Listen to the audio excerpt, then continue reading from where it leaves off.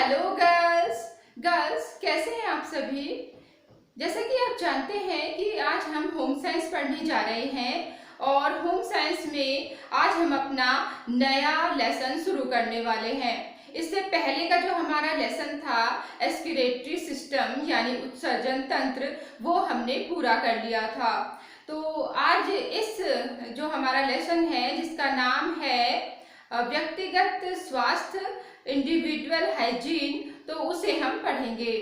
तो बच्चों ये एग्ज़ाम के पॉइंट ऑफ व्यू से तो इम्पोर्टेंट है ही, इसके अलावा ये हमारे स्वास्थ्य के लिए, हमारी पर्सनल हेल्थ के लिए और हमारी डेली रूटीन लाइफ के लिए भी बहुत हेल्पफुल होगा, क्योंकि इस लेसन में हमें कुछ ऐसा नॉलेज प्राप्त होगा या ऐसी जानकारियां हमें मिलेंगी जो हमारे हेल्थ के लिए बहुत अच्छी होंगी, बहुत ज़रूरी होंगी। और उन्हें अपनाकर अगर हम पहले ही अपना चुके हैं तो अच्छी बात है, लेकिन अगर किसी ने नहीं अपनाया है वो अपनाए इनको, तो उसकी हेल्थ और अच्छी हो सकती है। तो गर्ल्स हम अपना लेसन शुरू कर रहे हैं जिसका नाम है व्यक्तिगत स्वास्थ्य इंडिविजुअल हाइजीन। तो सबसे पहले बच्चों हम इसमें स्वास्थ्य का अर्थ जानेंगे। स्वास्थ्य का क्या अर्थ है, स्वास्थ्य किसे कहते हैं, क्योंकि जब स्वास्थ्य की बात आती है, हाइजीन की बात आती है, तो सबसे पहले पूछा जाता है कि क्या होता है स्वास्थ्य, किसे कहते हैं स्वास्थ्य। तो इसकी सबसे अच्छा अर्थ और इसकी सबसे अच्छी परिभाषा अगर किसी ने दी है तो वो दी है WHO ने। WHO यानी वर्ल्ड हेल्थ ऑर्गेनाइजेशन, विश्व स्वास्थ्य संगठन।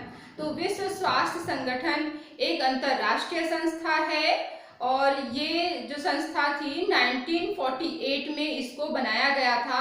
दुनिया के जो देश थे, बड़े बड़े देश थे, तो बहुत सारे देश उसमें शामिल हुए और उन्होंने ये सोचा कि क्यों ना एक ऐसी संस्था बनाए जो पूरे विश्व के लोगों के स्वास्थ्य का ध्यान रखे, या फिर पूरे जो विश्व के देश हैं जो उसके सदस्य हैं, तो उन्हें जब उनके पास कोई मुसीबत आए, कोई महामारी या बीमारी आए, तो एक अंतर्राष्ट्रीय संस्था उनकी हेल्प करने के लिए हो।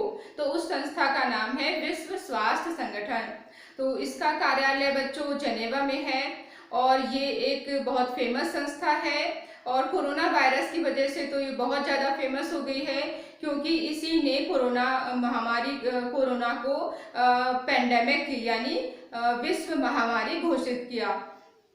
बच्चों तो विश्व स्वास्थ्य संगठन ने स्वास्थ्य की जो परिभाषा दी है वो है कि केवल रोगों से मुक्त होना ही स्वास्थ्य नहीं है या स्वास्थ्य नहीं है। केवल रोगों से मुक्त होना ही स्वास्थ्य नहीं है। स्वास्थ्य में तो व्यक्ति का संपूर्ण शारीरिक,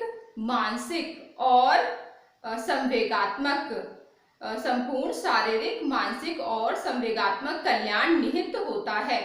तो ये विश्व स्वास्थ्य संगठन की जो परिभाषा है इसे आप याद कर लीजिए, क्योंकि ये बहुत अच्छी परिभाषा है और बहुत सटीक परिभाषा है, क्योंकि इसमें जो व्यक्ति के संपूर्ण व्यक्तित्व को कवर कर लिया गया है हेल्थ के लिए, क्योंकि इसमें शारीरिक और मानसिक और संवेगात्मक स्वास्थ्य, पूर्ण स्वास्थ्य स्वस्थ उसे ही माना गया है व्यक्ति को जो शारीरिक, मानसिक और संवेगात्मक रूप से स्वस्थ हो। तो बच्चों जब हम इसको पढ़ रहे थे तो एक बच्ची ने पूछा था मुझसे कि संवेग क्या होते हैं या संवेगात्मक क्या होता है। तो बच्चों संवेगात्मक का अर्थ होता है कि भावनाओं का अपने कंट्रोल में ना रहना, या तो उनका कम होना या ओवर कंट्रोल होना। तो जैसे कुछ भावनाएं होती हैं इंसान में और वो होती हैं जैसे गुस्सा है, घृणा है, दया है, प्रेम है, ईर्ष्या है, तो ये सारी जो भावनाएं इंसान के अंदर होती हैं और ये जरूरी भी होती हैं, लेकिन इनका आउट ऑफ कंट्रोल हो जाना वो सही नहीं होता। अब मान लीजिए अगर आप किसी को देखें कि कोई व्यक्ति एक गरीब पर अत्याचार कर रहा है तो गुस्सा आना स्वाभाविक बात है, तो आप तब तो वहाँ पे गुस्सा आना चाहिए ही, लेकिन इतना गुस्सा नहीं आना चाहिए कि आप उसके लिए उसे ज़्यादा प्रताड़ित करें या उसकी ज़्यादा नुकसान कर दें। तो गुस्सा गलत कामों पे आना सही है, लेकिन गुस्से को अपने कंट्रोल से बाहर नहीं होना चाहिए, वो वरना संवेगात्मक अस्थिरता कहलाने लगेगी। उसी तरह कुछ लोग दूसरे का दुख देखकर, जो बहुत अच्छी बात है, लेकिन उनकी ज़्यादा भावनाओं में बह जाते हैं, ज़्यादा किसी पर दया दिखाते हैं, या फिर कुछ लोग होते हैं जैसे किसी की जो तरक्की कर रहा है तो उनके लिए जेलस फील करते हैं, उनसे घृणा करते हैं, या कुछ किसी के जैसे प्रेम में ज़्यादा पागल हो जाते हैं और गलत कदम उठा लेते हैं। तो ये जो भावनाएं उनके अंदर होती हैं, भावनाएं होना अच्छी बात है, इमोशन होना अच्छी बात है। संवेग को इमोशन बोलते हैं इंग्लिश में, और संवेगात्मक को इमोशनल बोला जाता है।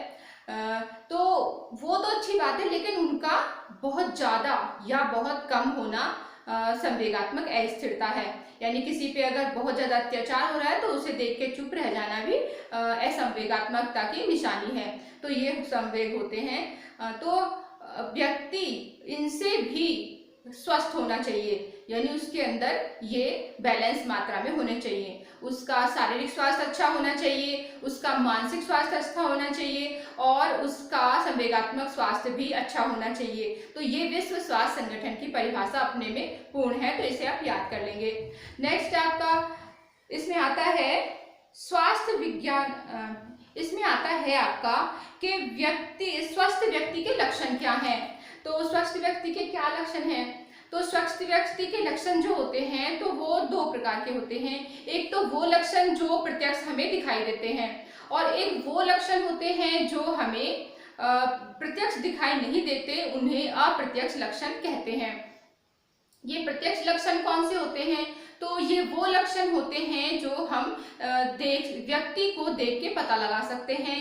जैसे जो स्वस्थ व्यक्ति होते हैं तो उनकी आंखें चमकदार होती हैं, उनमें पीलापन नहीं होता, उनकी आंखों के नीचे कालापन नहीं होता, गड्ढे नहीं होते। तो ये निशानी है, क्योंकि जो बीमार होता है तो उसकी सबसे पहले तो उसकी आंखें के नीचे काले गड्ढे हो जाते हैं, और तो वो पहचान होती है, और उसकी आंखों में पीलापन आ जाता है। तो स्वस्थ व्यक्ति की निशानी है कि उसकी आंखें चमकदार होंगी और उसकी आंखों के नीचे काले गड्ढे और घेरे नहीं होंगे।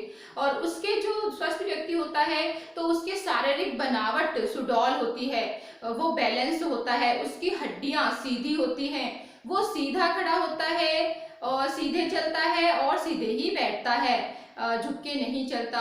और जो उसमें होता है कि जो स्वास्थ्य की और जो प्रत्यक्ष निशानी है तो वो है उसके बाल जो शाइनी होंगे, चमकदार होंगे, ब्लैक होंगे, घने होंगे, ये उसकी एक निशानी है।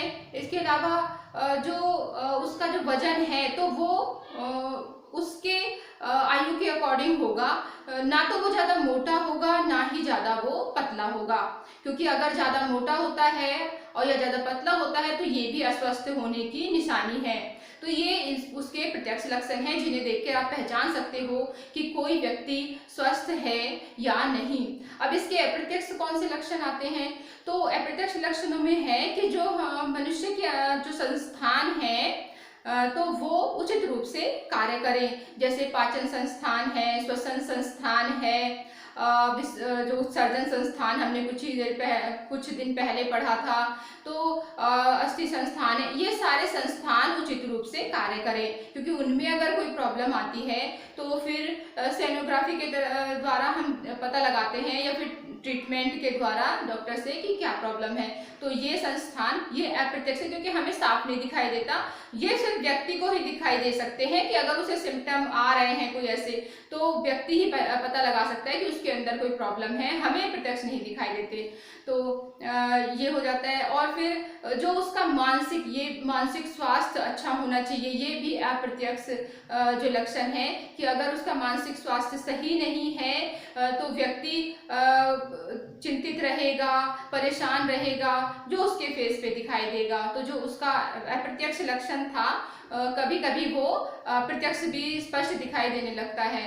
और इसके अलावा उसका संवेगात्मक जो होता है। इसके अतिरिक्त आत्मनिरीक्षण, व्यक्तिगत, सामाजिक एवं पारिवारिक सामंजस्य, जीवन में नियमितता, परिपक्वता, सर्वांग जीवन, अपने व्यवसाय से संतुष्ट होना आदि कुछ अच्छे मानसिक स्वास्थ्य के लक्षण हैं। तो ये सारे उसके आंतरिक लक्षण हो गए स्वस्थ व्यक्ति के। तो हमने स्वास्थ्य का अर्थ और परिभाषा देखी, स्वास्थ्य के लक्षण देखे जो प्रत्यक्ष और अप्रत्यक्ष थे। अब हम जानते हैं कि स्वास्थ्य विज्ञान क्या होता है। तो इसे तो हम एक लाइन में ही कहेंगे, जो स्वास्थ्य का अध्ययन करे उसे स्वास्थ्य विज्ञान कहते हैं।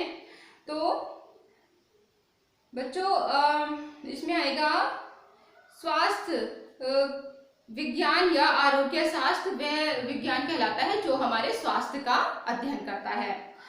व्यक्तिगत स्वास्थ्य को प्रभावित करने वाले कारक, व्यक्तिगत स्वास्थ्य को कौन कौन से कारक प्रभावित करते हैं और इन कारकों का हमारे स्वास्थ्य पे क्या असर पड़ता है, मैं एक एक करके बता रही हूँ। तो व्यक्तिगत स्वास्थ्य को जो प्रभावित करता है वो है उचित पोषण। देखिए, अगर किसी का पोषण बहुत अच्छा है, उसे न्यूट्रिशन मिलता है, तो वो व्यक्ति बीमारियों से दूर रहता है। और उचित पोषण क्या होता है? उचित पोषण वो होता है जिसमें सभी आवश्यक पोषक तत्व, आहार के सभी आवश्यक पोषक तत्व जो कि हैं प्रोटीन, खनिज लवण, विटामिन, कार्बोहाइड्रेट, वसा, जल, ये सारी चीजें उसे उचित मात्रा में मिले। तो वो अगर उसे वो सारी चीजें मिल रही हैं व्यक्ति को, तो उसके शरीर का जो पोषण है, न्यूट्रिशन है, तो वो अच्छा होगा। तो अगर वो ऐसा नहीं है तो वो बीमार हो सकता है। तो ये हमारा पहला प्रभाव पड़ता है उचित पोषण का शरीर पे। सेकंड है निरोगता। तो बच्चों, निरोगता का मतलब होता है कि कोई रोग नहीं होना। तो अगर किसी व्यक्ति को रोग होते हैं, वो बार बार बीमार होता है, तो उसके शरीर की ग्रोथ अच्छी नहीं हो पाती। और ऐसा स्पेशली बच्चों के साथ होता है। जो बच्चे ज़्यादा बीमार पड़ते हैं, जल्दी बीमार पड़ते हैं, तो उनकी शारीरिक वृद्धि रुक जाती है और वो सामान्य बच्चों से फिर हाइट में कम रह जाते हैं या वेट में कम रह जाते हैं। इसी तरह से वयस्क पे भी यही असर पड़ता है कि अगर उन्हें रोग बार बार हो रहे हैं, तो फिर वो शारीरिक रूप से तो अस्वस्थ होंगे ही, और पढ़ाई में भी पीछे छूट जाएंगे बच्चे, और अपने क्षेत्र में, हर क्षेत्र में जहाँ भी वो काम करते हैं वो पीछे छूट जाएंगे। तो निरोगता होना बहुत जरूरी है अच्छे स्वास्थ्य के लिए और व्यक्तिगत विकास के लिए।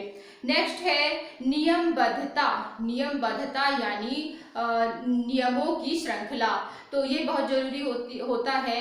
जैसे हम कुछ नियम बना लेते हैं कि हम मॉर्निंग में जगेंगे और सुबह मॉर्निंग में जग के मॉर्निंग वॉक करेंगे, और हम गुनगुना पानी पिएंगे, और हम योगा करेंगे। तो ये हम नियम बना लेते हैं, लेकिन क्या करते हैं, वो नियम जल्दी से ही तोड़ देते हैं क्योंकि वो हम फॉलो नहीं कर पाते।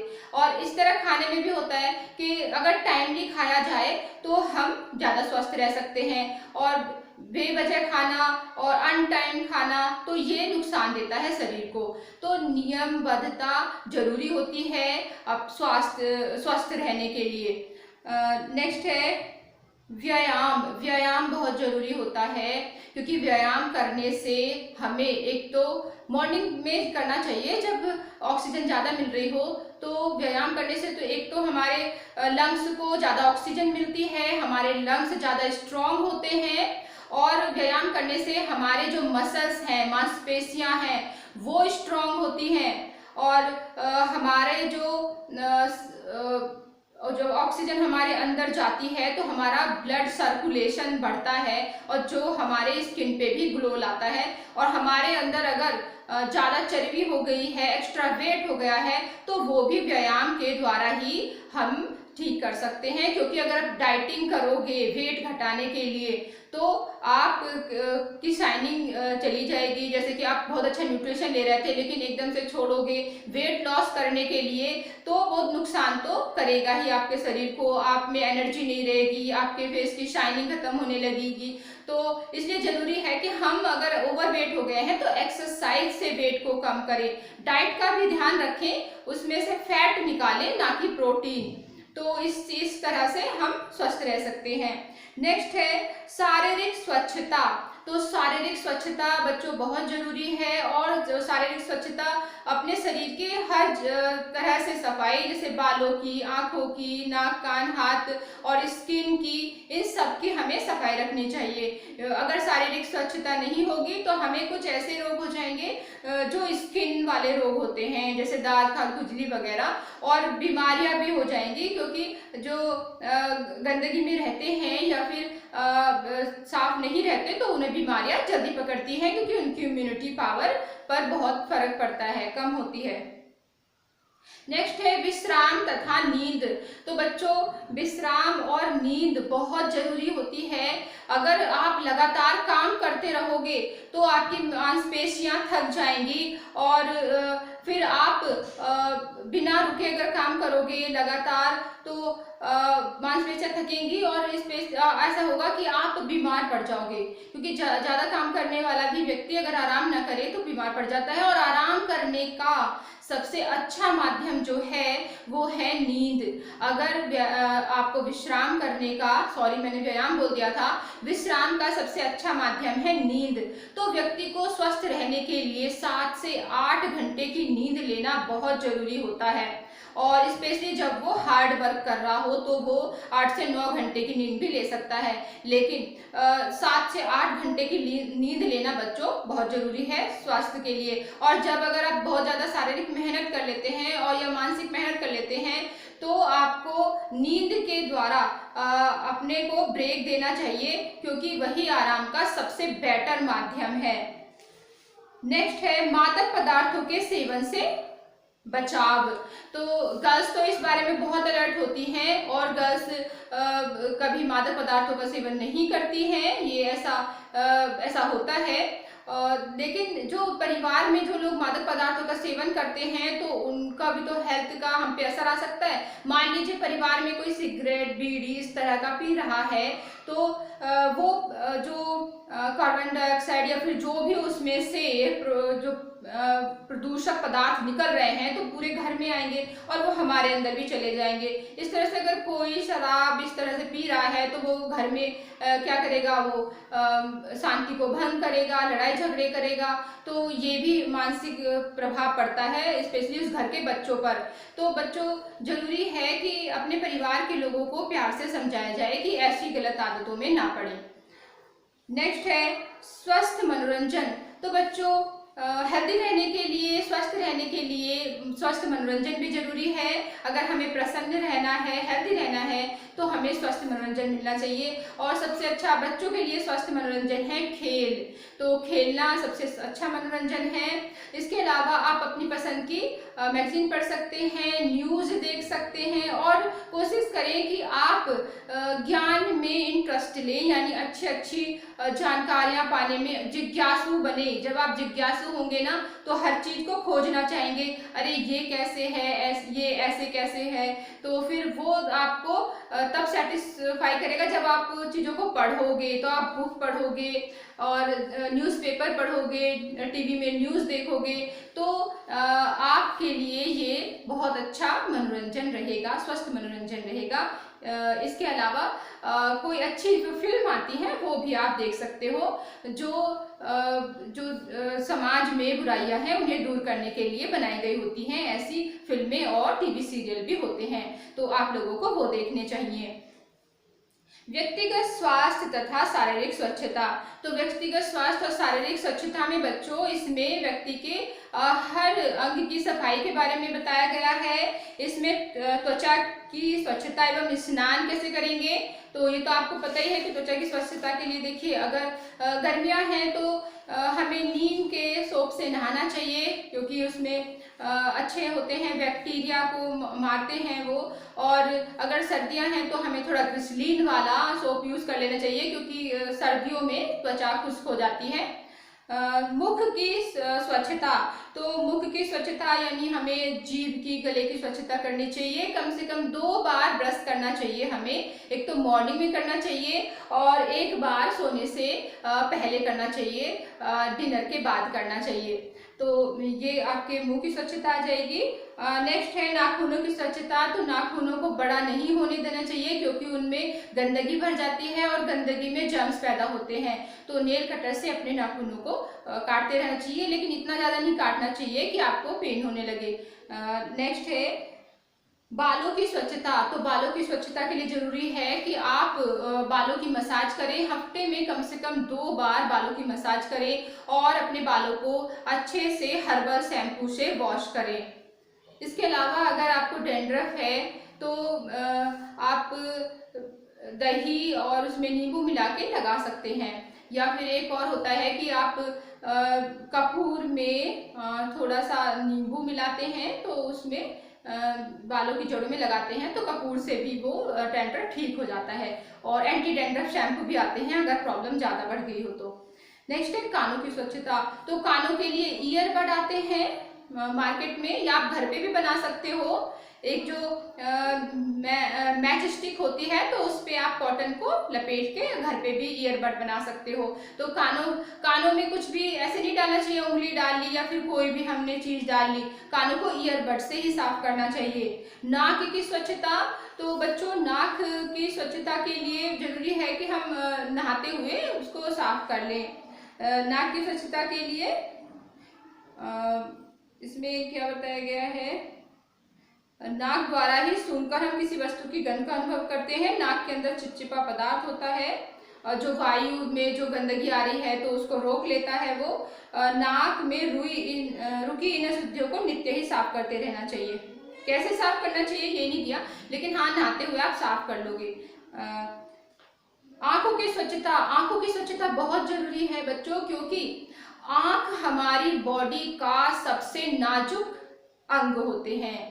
तो इनमें बहुत जल्दी ये फर्क पड़ जाता है। जैसे कुछ लोगों को चश्मा लग जाता है, बिकॉज या तो वो महीन काम ऐसा करते हैं आंखों का, और या फिर वो ऐसा न्यूट्रिशन वाला फूड नहीं लेते। तो आंखों के लिए जरूरी है विटामिन ए वाली चीजें लें, जैसे देसी घी है, गाजर है, पपीता है, दूध है, इनमें बहुत विटामिन ए पाया जाता है।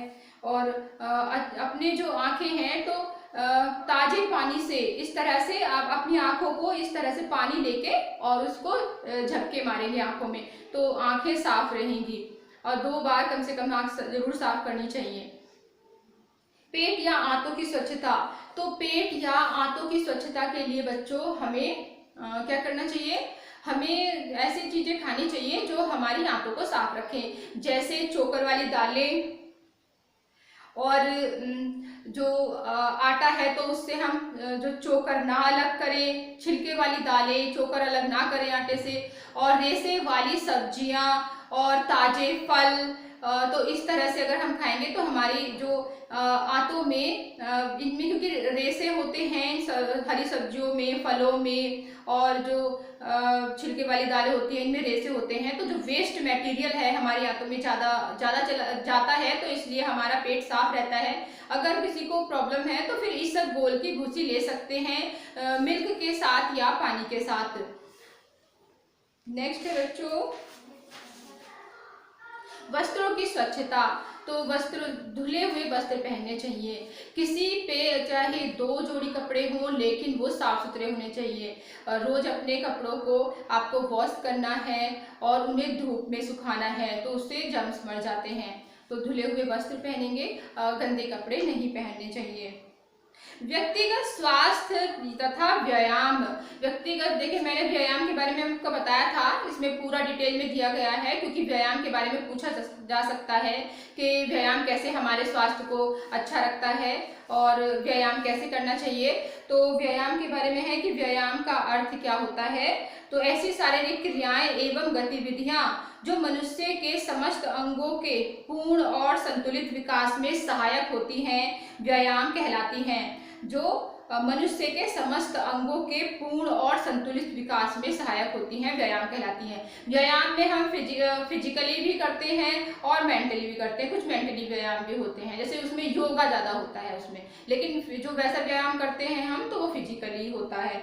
व्यायाम का महत्व क्या है। तो व्यायाम करने से, तो मैं बता चुकी हूँ आपको कि व्यायाम करने से शरीर की दुर्बलता कम होती है, मांसपेशियाँ स्ट्रांग होती हैं और हमारा जो रुधिर परिसंचरण तंत्र यानी ब्लड सर्कुलेशन बढ़ता है, तो हमें ज़्यादा एनर्जी मिलती है। और क्या होता है, तेज सांस लेते हैं तो ज़्यादा शुद्ध ऑक्सीजन जाती है। जब हम व्यायाम करते हैं तो हम जैसे सांस ले रहे होते हैं ना, तो उसमें जितनी ऑक्सीजन हमें जा रही होती है तो उसके कई गुना ज़्यादा हमें जब व्यायाम करते हैं ऑक्सीजन जाती है, इसलिए व्यायाम करना चाहिए। और शुद्ध रुधिर के शरीर में शीघ्रता से पहुंचने के कारण मस्तिष्क की थकान भी समाप्त होती है। जब आप शुद्ध ऑक्सीजन लेते हैं तो आपका मस्तिष्क बहुत शार्प हो जाता है और आप ज़्यादा अच्छा सोचते हैं, अच्छा काम करते हैं और आप जो लर्न करते हैं वो लंबे समय तक आपको याद रहता है। और बच्चों एक इसमें है, एक तो भ्रामरी प्राणायाम होता है, एक अनुलोम विलोम होता है। तो अनुलोम विलोम जो करते हैं तो उनका माइंड बहुत तेज हो जाता है और मैं आप लोगों के लिए अनुलोम विलोम बताऊंगी कि कैसे करना है, लेकिन हम अगली किसी वीडियो में ये मैं बताऊंगी। और भ्रामरी प्राणायाम से तो अगर आपको कितना ही तेज हेडेक हुआ हो तो वो भी ठीक हो जाता है। ये मैं अपना पर्सनल एक्सपीरियंस बता रही हूँ, मुझे बहुत तेज हेडेक हुआ था तो मैं कभी टैबलेट नहीं लेती है इस तरह से कि हेडेक हो गया टैबलेट ले लो, या तो फिर मैं अदरक और तुलसी वाली चाय पीती हूँ, या फिर अगर उससे भी ठीक नहीं हो रहा हो, तो वैसे मुझे नहीं होता है, लेकिन उसमें क्या था, मैंने भ्रामरी को किया तो मेरा 1 मिनट के अंदर सर का दर्द ठीक हो गया। तो अनुलोम विलोम जो आपके मस्तिष्क के लिए, जो मस्तिष्क को शार्प बनाएगा वो, और एक ये भ्रामरी प्राणायाम, ये 2 प्राणायाम मैं आपको जरूर बताऊंगी। और इसके लिए मैं कोई और नेक्स्ट वीडियो बनाऊंगी जिसमें मैं आपको सिर्फ ये जो योगा है, व्यायाम है, उसके बारे में बताऊंगी। बच्चों, व्यायाम में करने के दुष्परिणाम क्या हैं। तो क्या दुष्परिणाम है, एक तो आलसी हो जाता है व्यक्ति, और एक क्या है, उसका मोटापा बढ़ने लगता है, क्योंकि खाएगा तो और एनर्जी वेस्ट नहीं होगी तो मोटापा बढ़ेगा ही। वैसे जो शारीरिक श्रम करते हैं, खेत में काम करते हैं, ये जो मजदूरी करते हैं, तो उनको किसी वैसे अलग से एक्सरसाइज करने की जरूरत नहीं है कि वो कूद रहे हो, फांद रहे हो, जिम जा रहे हो। लेकिन जो मानसिक काम करते हैं, जैसे आप पढ़ने वाले बच्चे हो, और जो घर में हाउसवाइफ होती हैं, या फिर जो ऑफिस में काम करने वाले होते हैं, इनके लिए व्यायाम बहुत जरूरी होता है।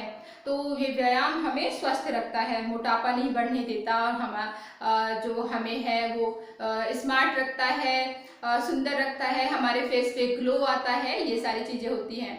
और दुष्परिणाम में जैसे इसके उल्टा हो जाएगा। व्यायाम के नियम क्या हैं। तो व्यायाम के बच्चों नियम होते हैं कि व्यायाम खाली पेट किया जाता है, याद रखना, व्यायाम खाली पेट किया जाता है। व्यायाम मॉर्निंग में हो तो बहुत अच्छी बात है, लेकिन अगर इवनिंग में करें तो भी कम से कम 4-5 घंटे हो गए हो कि आपने खाना खाया हो, आपका खाना पच गया हो। और व्यायाम खुले में करेंगे, कमरे में बंद में नहीं करेंगे। जहाँ करेंगे वहाँ पेड़ पौधे होंगे, अच्छी ऑक्सीजन मिल रही होगी, तो तब आप व्यायाम करेंगे। और ढीले कपड़े पहनेंगे, ऐसे नहीं टाइट कपड़े पहन के, या तो फ्लेक्सिबल हो वो जो अलग से आते हैं व्यायाम के, या फिर वो ढीले ढाले हो जो आप व्यायाम करें तो आपको उसमें कंफर्ट रहे। और व्यायाम पहले ऐसे नहीं अपने से शुरू कर दिया, कूदने फाड़ने लगे और देखा कि अगले दिन तो उठा भी नहीं जा रहा। व्यायाम जब भी करें तो स्टेप बाय स्टेप धीरे धीरे बढ़ें। आज 2 मिनट किया है, कल 3 मिनट करेंगे, फिर परसों गैप भी कर सकते हैं, फिर 4 मिनट, 5 मिनट, इस तरह से करके आप आधे घंटे तक अपने व्यायाम को ले जाएंगे। और अपनी क्षमता के अनुसार करें, ये नहीं कि दूसरे को देखकर आप कर रहे हो। अगर आपको व्यायाम करने से, मान लीजिए आप बहुत ज़्यादा स्लिम हैं, तो आप व्यायाम नहीं करें, और क्योंकि उससे क्या होगा कि आपकी एनर्जी और ज़्यादा वेस्ट होगी और किसी के अंडर इंस्ट्रक्शन करें, है ना। शुरू में व्यायाम करें तो अंडर इंस्ट्रक्शन करें, और अपने से शुरू ना करें। अपने से शुरू क्या कर सकते हैं, मॉर्निंग में घूमना, थोड़ा थोड़ा जॉगिंग करना, ये आप अपने आप कर सकते हैं। लेकिन जो योगा है वो भी अपने आप नहीं करेंगे। ओके। व्यक्तिगत स्वास्थ्य तथा थकान, तो शारीरिक थकान होती है, मानसिक थकान होती है। थकान हमारे शरीर की सुचारू रूप से काम करने की घटी हुई सामर्थ्य है। यानी हम जब थक जाते हैं तो हमारे काम करने की सामर्थ्य घट जाती है। इसके साथ ही एक अनुभूति भी जुड़ी रहती है जो थकान की अनुभूति कहलाती है।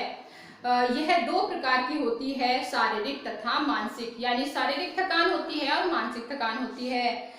थकान के जो शारीरिक थकान होती है तो दौड़ना, खड़े रहना, खेलकूद आदि के पश्चात होने वाली थकान है, और जो मस्तिष्क संबंधी कार्यों को करने के उपरांत होती है वो मानसिक थकान होती है। थकान के कारण हो सकते हैं, जैसे ज्यादा काम कर ले, शारीरिक हो या मानसिक, तो इंसान थक ही जाता है। थकान को दूर करने के क्या उपाय है?